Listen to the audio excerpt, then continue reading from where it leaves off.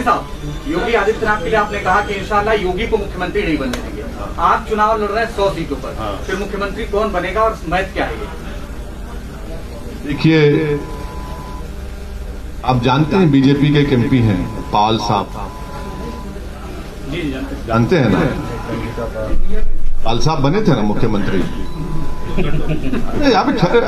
हम भी तो पॉलिटिकल स्टूडेंट हैं, ये पॉलिटिकल स्टूडेंट है।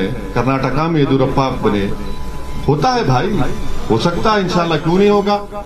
हमारा ऑब्जेक्टिव है कि उत्तर प्रदेश से बीजेपी को हराया जाए। हमारा कोशिश होगी इंशाअल्लाह ताला कि उत्तर प्रदेश से हम एमआईएम के विधायक बने। हमारी कोशिश होगी कि अतीक साहब और भाभी और जो भी उनके परिवार लड़ना चाहेगा वो विधायक बनकर जाकर उत्तर प्रदेश में जोर से नाइंसाफी के खिलाफ आवाज उठाए। तो ये हमारी कोशिश होगी, ये हमारा ऑब्जेक्टिव है। इसमें बुरी बात क्या है, इसमें तकलीफ क्यों नहीं, क्या बात है? नहीं सर, 100 सीटों पर आप चुनाव लड़ रहे हैं। अरे भाई, हमने कहा कि 100 सीट पर तैयारी हो रही है, तो हमने कहा कि 100 से बढ़ेंगी, हो सकता है।